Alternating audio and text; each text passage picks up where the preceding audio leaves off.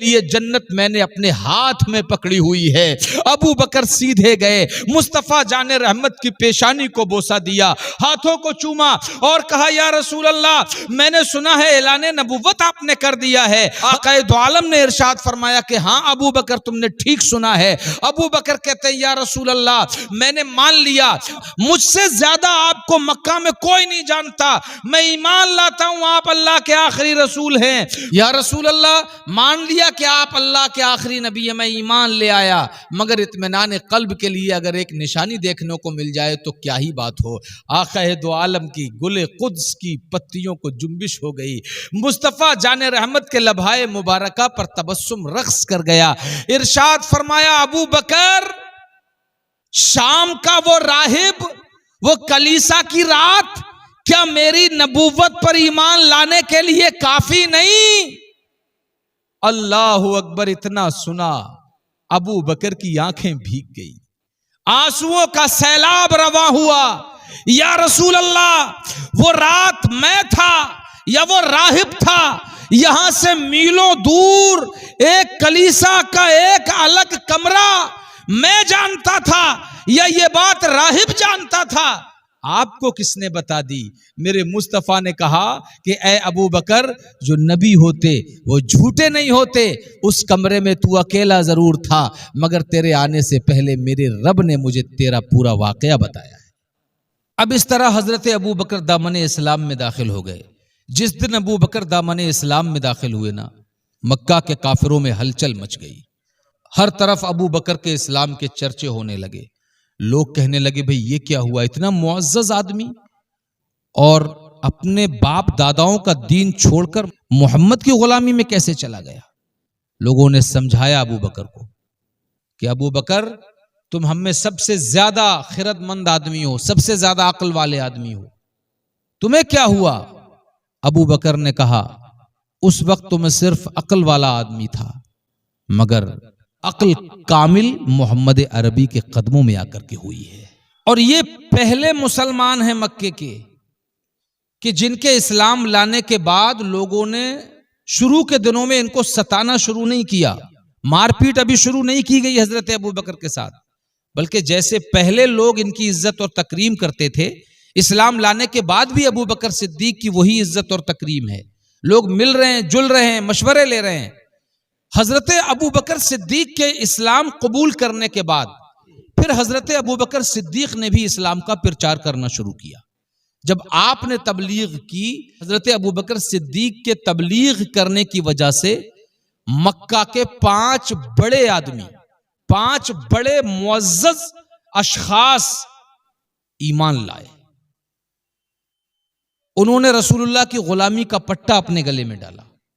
ان 5 میں ایک حضرت عثمان بن عفان، زبیر بن عوام، سعد بن وقاص، عبد الرحمن بن عوف اور طلحہ بن عبید اللہ رضی اللہ تعالی عنہم اجمعین شامل ہیں۔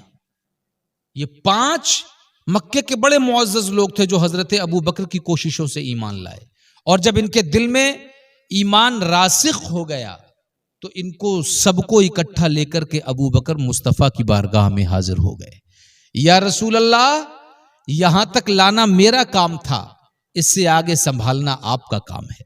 مصطفیٰ جان رحمت کو اتنی مسرت ہوئی، اتنی خوشی ہوئی کہ آقا دو عالم نے حضرت ابو بکر کو سینے سے لگا لیا۔ اب یہ وہ دور تھا کہ حضرت ابو بکر کی کوششوں سے آج مکہ میں ایمان والے 8 لوگوں کی تعداد مکمل ہوئی۔ حضرت ابو بکر اور ان کے 5 ساتھی، اور ادھر حضرت علی اور سیدہ خدیجہ رضی اللہ تعالی عنہم اجمعین۔ اب ان 8 لوگوں کی تعداد مکمل ہوئی۔ انہی 8 لوگوں کا شمار سابقون الاولون میں ہوتا ہے، اور یہ سابقون الاولون میں شامل لوگ، ان کو یہ امتیازی شان حاصل ہے کہ یہ اس وقت رسول اللہ کی نبوت کی تصدیق پر گواہی دیتے تھے کہ جس وقت سارا مکہ مخالفت پر ڈٹا ہوا تھا۔ حضرت ابو بکر کے ایمان لانے کے بعد پھر اسلام کا چرچا اس قدر مکہ میں پھیلا کہ پھر 2-2 3-3 4-4 لوگ کر کے اسلام کے دامن میں داخل ہوتے رہے. چاروں طرف مکہ میں اسلام کا چرچا ہوتا رہا. 3 سال اسی کشمکش میں گزرے. 3 سال کے بعد حکم ربی نازل ہوا، فاصدع بما تؤمر وَأَعْرِضْ عَنِ الْمُشْرِكِينَ إِنَّا كَفَيْنَاكَ الْمُسْتَهْزِئِينَ.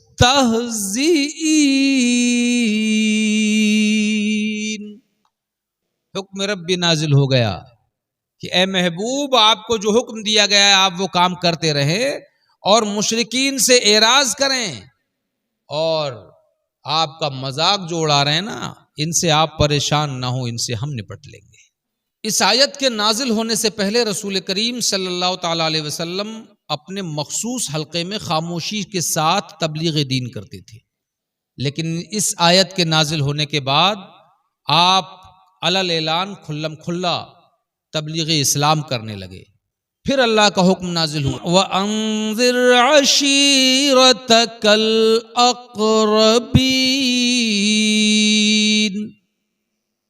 کہ اب آپ اپنے قریب ترین رشتہ داروں کو ڈرائیں. سورہ شعراء کی ان آیات کے نزول کے بعد رسول اللہ صلی اللہ تعالی علیہ وسلم نے اپنے گھر والوں کو، اپنے خاندان والوں کو ایک دعوت پہ جمع کیا اور ان کو دوزخ سے ڈرایا، اللہ کے خوف سے ڈرایا، انہیں جنت کا راستہ دکھایا، ان کے سامنے اسلام کی دعوت پیش کی. تو اور لوگوں نے تو اپنے اپنے منفی رد عمل کا اظہار کر کے بات کو ختم کر دیا، لیکن اس موقع پر ابو لہب بدبخت کچھ زیادہ ہی مشتعل ہو گیا، وہ کچھ زیادہ ہی آپے سے باہر ہو گیا اور مصطفیٰ کی شان میں دشنام ترازیاں کرنے لگا، گالیاں بکنے لگا. ادھر اس نے گالی بکی اور ادھر دیکھو اللہ کی رحمت کو محبوب کے حق میں یہ بات بالکل پسند نہیں آئی اور فوراً سورہ لہب نازل فرما دی. سورہ شعراء کی ان آیات کے نزول کے بعد رسول اکرم صلی اللہ تعالی علیہ وسلم نے جب پورے زور شور کے ساتھ تبلیغ شروع کی تو اس سے پہلے یہ تھا کہ مسلمان نمازوں کے وقت ایسی جگہ وادیوں میں، پہاڑیوں کے دامن میں چلے جاتے تھے جہاں انہیں نماز پڑھتے ہوئے کوئی نہیں دیکھتا تھا. لیکن ایک دن ایک جگہ کچھ مسلمان مل کر کے نماز ادا کر رہے تھے کہ اتنے میں کچھ کفار قریش نے انہیں دیکھ لیا اور پہلے تو وہ ان کا مذاق اڑانے لگے اور اس کے بعد بات یہاں تک بڑھی کہ ہاتھا پائی تک نوبت پہنچ گئی. اس وقت ان مسلمانوں میں حضرت سعد ابن وقاص رضی اللہ تعالیٰ عنہ بھی شامل تھے. انہوں نے جب ہاتھا پائی کی نوبت آتے دیکھا تو اپنے دفاع میں انہوں نے بھی ہاتھ پیر مارنا شروع کیے اور تاریخ میں لکھا ہے کہ حضرت سعد ابن وقاص کے ہاتھ میں وہیں پڑی ہوئی ایک ہڈی آ گئی، وہ انہوں نے ایک کافر کے سر پر اس زور سے دے ماری کہ اس کا سر پھٹ گیا، خون بہنے لگا. تاریخ کہتی ہے کہ یہ پہلا خون تھا کہ کسی مسلمان کی طرف سے اسلام کی راہ میں بہایا گیا تھا، اور اس پہلے خون بہانے والے کا یہ شرے، اسلام میں پہلا خون بہانے والے کا یہ تمغہ حضرت سعد ابن وقاص رضی اللہ تعالیٰ عنہ کے سر جاتا ہے.